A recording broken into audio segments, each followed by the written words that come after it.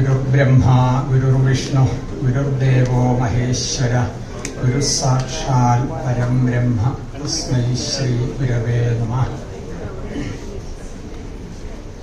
ജ്ഞാനതിമിരാന്ധസ്യ ജ്ഞാനാഞ്ജനശലാകയാ ചക്ഷുരുന്മീലിതം യേന തസ്മൈ ശ്രീ ഗുരവേ നമഃ. സദാശിവസമാരംഭാം ശങ്കരാചാര്യമധ്യമാം അസ്മദാചാര്യപര്യന്താം വന്ദേ ഗുരുപരമ്പരാം. ഗുരുവായൂരപ്പാശരണം.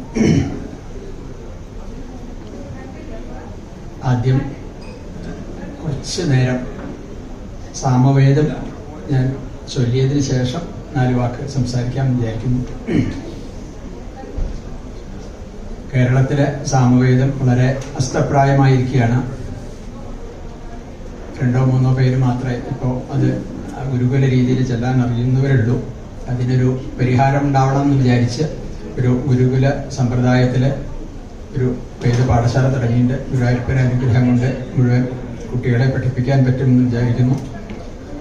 ആ കേരളീയ രീതിയിലെ നമ്പൂതിരി സമ്പ്രദായത്തിലുള്ള കേരളീയ രീതിയിലുള്ള ജൈമിനീയ സാമവേദമാണ് ഞാൻ ആദ്യം ചെല്ലാൻ പോകുന്നത്.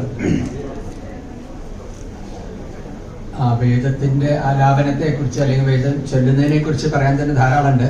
ചുരുക്കി 2 കാര്യം പറയാം. ഒന്ന്, മറ്റുള്ള സംസ്ഥാനങ്ങളിൽ നിന്നും വ്യത്യസ്തമായിട്ട് ഋഗ്വേദമാവട്ടെ യജുർവേദമാവട്ടെ സാമവേദമാവട്ടെ വളരെ വ്യത്യസ്തമാണ് ആലാപന രീതി കേരളത്തിൽ.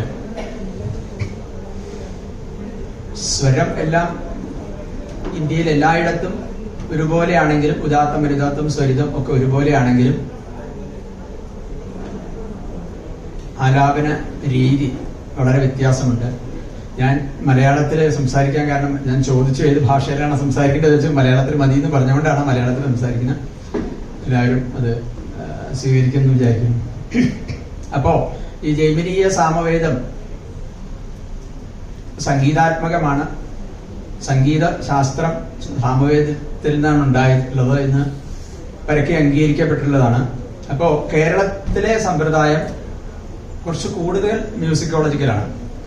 അത് ചൊല്ലുമ്പോൾ നിങ്ങൾക്ക് മനസ്സിലാവും. ഞാൻ സ്വാമിജിമാര് ഇവിടെ ഭദ്രദീപം തെളിച്ചപ്പോൾ കുറച്ചു നേരം ചെല്ലുണ്ടായി. അതുപോലെ തന്നെ ഒരു കുറച്ച് സാമവേദം ചൊല്ലാം. ആ സാമവേദത്തിന്റെ 2 തരം, മറ്റു വേദങ്ങളിൽ നിന്ന് വ്യത്യസ്തമായിട്ട് 2 തരത്തിലുള്ള ആലാപനം ഉണ്ട്. ഒന്ന്, സംഗീതം കുറച്ച് ഉദാത്ത നിദാത്ത സ്വരിതം മാത്രമായിട്ടുള്ള ഋക് സംഹിത എന്ന് പറയുന്ന ഒരു ഭാഗമുണ്ട്. അതുകൂടാതെ ഗാനസംഹിത എന്ന് പറയുന്ന ഭാഗമുണ്ട്.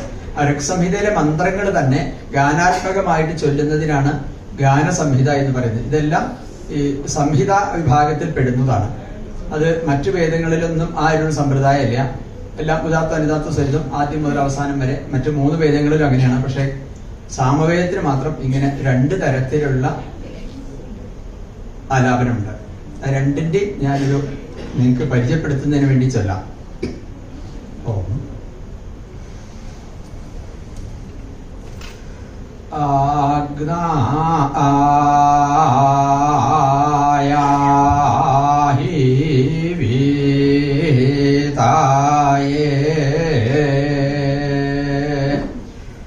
കൃണാനോ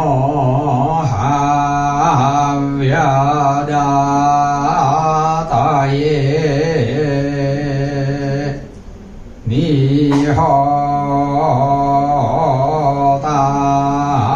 നീഹോതാസൽസി ബാരിഷി. ഇതാണ് ഋക് സംഹിത എന്ന് പറയുന്നതിന്റെ ഒരു എക്സാമ്പിൾ. അത് ഇതിപ്പോ ഞാൻ ചൊല്ലിയത് ആദ്യത്തെ മന്ത്രമാണ്, ആദ്യത്തെ ഋക്കാണ് സാമവേദത്തില്. ആ ഋക്ക് തന്നെയാണ് ഗാനസംഹിതയായിട്ട് ചൊല്ലുന്നത്. അത് അക്ഷരത്തില് വ്യത്യാസം വരും, ഉച്ചാരണത്തിൽ വ്യത്യാസം വരും. ചില അഡീഷൻസ് ഒക്കെ, ചില വാക്കുകളും ചില പദങ്ങളും ചില അക്ഷരങ്ങളൊക്കെ കൂടുതൽ വരുന്നുണ്ട് ഗാനസംഹിതയില്. അതിന് സ്തോഭം എന്നാണ്